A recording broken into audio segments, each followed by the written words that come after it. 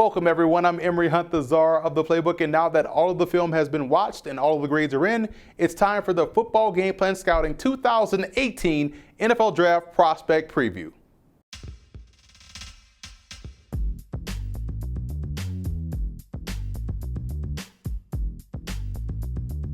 Before we get started with our prospect rankings, here's how we gather our grades and what they actually mean. First, we watch a minimum of 3 full games on a player, a prospect's best game, his worst game, and the best or intriguing matchup. And second, we grade on 15 key points specific to the position to equal 100 points in total. Now, here's what the grades that you'll see by a prospect's name will actually mean. Prospects that earn grades in the 90s graded out as future NFL All-Pros. Prospects in the 80s are considered future Pro Bowl players. Grades in the 70s represent solid NFL starters, and grades in the 60s are players that we believe are spot starters in the NFL. And if you notice, we don't use the word reserve or backups because we personally feel as though that there are no such thing as backups in the NFL, only starters in waiting. So without further ado, let's kick off our prospect rankings by taking a look at our top 10.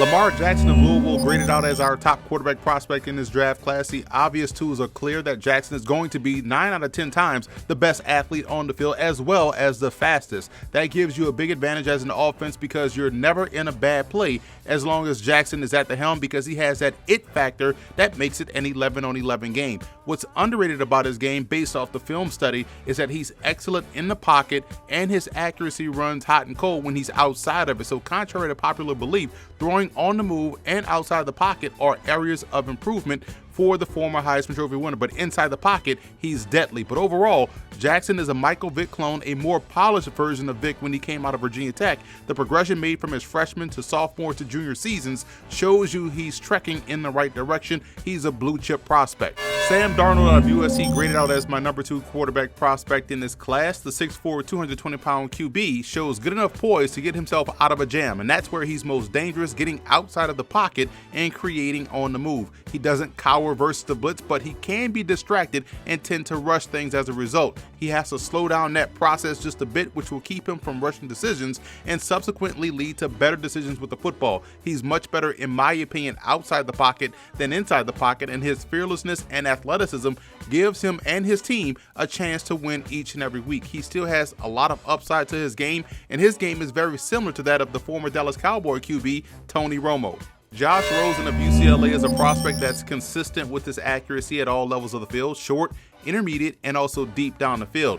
He definitely gives his receivers a chance to pick up yards after the catch. I also think he sees the field well both pre and post snap. He knows where to go with the football. Where he has issues is versus pressure due to his marginal athleticism.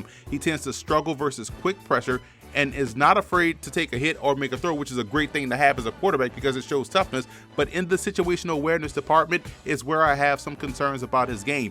2-minute, hurry up, down on the scoreboard, backed up offense, inside the red zone. His decisions can get a bit more questionable. Overall, he's a very good prospect that plays a pro game. You worry about the average athleticism in regards to today's game, and if he's well protected, he can definitely hurt you at all levels. However, everything up front has to be perfect for him to do that because if it isn't, it'll lead to him taking sacks or throwing ill-advised interceptions. The 2017 Heisman Trophy winner Baker Mayfield checks in at number 4. No one raised their profile more in the season than the Sooner QB. Mayfield has a ton of game experience, so he's definitely seen a lot as far as defenses are concerned. He does a very good job inside the red zone and also on third downs. He definitely knows where the sticks are and shows good ability in protecting the football. Mayfield is very elusive and has the escapability to make you pay. This is the Mayfield magic, so to speak. It's his ace in the hole. He can buy time by vacating the pocket and pick up yards with his legs and also with his arm. He's good for a couple of first downs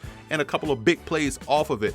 Pressure causes him to drop his eyes and hesitate at either make a bad throw or get himself sacked. Now, he isn't an anticipatory passer. A receiver has to be clearly open or immediately defined as open, or the window has to be big enough for him to feel comfortable making that throw. Also, going outside the numbers, his arm strength can be a bit questionable as the ball will tend to die upon getting to the receiver. Now, he's a good player and is a starter in the NFL, but the issue is his limited athletic skill set and propensity to not trust his arm to make tight or small window throws. He'll be solid off of play action in a short to intermediate passing attack and plays a lot like the Minnesota Vikings quarterback Case Keenum.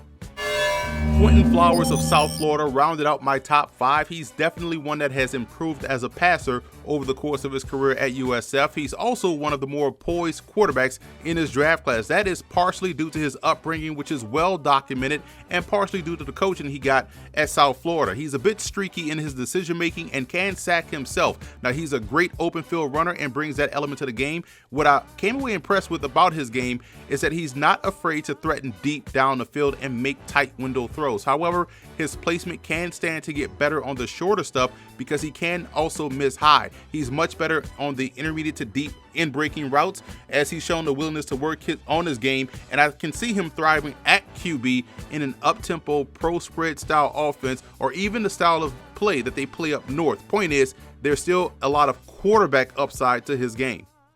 Here's a look at the top 10 and how they graded out in our grading system. Mike White of Western Kentucky and JT Barrett of Ohio State are coming off of excellent All-Star game performances. White in the Senior Bowl and Barrett in the Shrine Game. Both guys, in my opinion, are solid players and should have long pro careers. Kyle Lauletta out of Richmond bounced back nicely this season from an ACL injury in 2016. From a placement and total accuracy standpoint, Lauletta is the best in this draft class. Arm strength is going to be an ongoing issue for him as he has to really gear up to add some velocity to his throws. However, he's able to overcome that by having solid anticipation, but it's something to definitely keep an eye on. I can completely see why Josh Allen out of Wyoming is a highly regarded prospect. I get it. Allen has the strongest arm in the draft, and I think he and last year's prospect Patrick Mahomes may have two of the strongest arms in the history of civilization. He has the type of arm that can beat tight coverage and break open small windows. He's very Matt Stafford-like in that regard. Also, inside the red zone, Allen protects the ball well and seems to maximize the opportunity to put points on the board. As the field starts to shrink, he's much more decisive and accurate as a passer. Now, speaking of that accuracy, this is where the concerns come into play for Allen. He only throws one speed, and that's fast. That affects his total accuracy. He's most accurate on comebacks, curls, slants, and bang eights. Every throw is an adventure for the 6'5", 225-pound signal caller. Allen is a tools guy, but is widely inconsistent and streaky. His athleticism definitely gives your offense some flexibility as he can throw well on the move. It's the streakiness that gives you cause for pause because it can happen at any point in time in the game, and that's tough to gamble on very early in the draft. I compared his game and style to the Jets or Bears version of Josh McCown, both the good and the bad. Great athleticism, fearless attitude, but inconsistent, streaky, and has hot and cold accuracy. I think he's best suited on the pitch count in the pros between 20 to 23 attempts a game to help mitigate some of that streakiness. Patrick O'Brien out of Catawba is an underrated prospect in my opinion. I'm a big fan of his accuracy. He keeps his receivers well protected over the middle of the field and has solid accuracy at all levels. He played at 3 different schools in UNC Pembroke, Charlotte, and Catawba, so he's well traveled, but to his credit, he's been productive at all 3. He was also the most consistent quarterback at the Tropical Bowl this year down in Daytona Beach. O'Brien has solid all-around game and could get into a camp and surprise. Looking at quarterbacks 11 through 20, and you see a ton of productive players on this list. Mason Rudolph, Kenny Hill, and Logan Woodside played a lot of football, and like a guy like Baker Mayfield, they have seen a lot from a defensive perspective. Luis Perez of Division II's Texas A&M Commerce led his Lions to the national championship this season and still has a ton of upside left in this game. I'm a big fan of Chris Strebler of South Dakota, who was a Minnesota transfer and played multiple positions in his career, but he has really blossomed as a quarterback for the Coyotes and brings that athletic element to the position. Grambling's Devante Kincade is an intriguing quarterback prospect. In his 2 seasons at Grambling, he's 22-3 as a starter and threw 58 touchdowns to only 8 interceptions while also racking up over 500 yards on the ground and 11 rushing touchdowns. His game mirrors that of former Chicago Bear and future Canadian Football League Hall of Famer Henry Burris. His escapability is impressive. He's going to do his best to extend the play and keep the drive alive. He's also very poised under pressure and is still very much an upside player as he's only essentially played 2 full seasons of college football. So if a team has room for a developmental prospect, Kincade would definitely be worth the investment. I've seen a lot of Chad Canoff live over the years for the Princeton Tigers. This year was the first season where he didn't have to split time within their offense with Chad Lovett, who's going to be a phenomenal prospect next year to keep an eye on.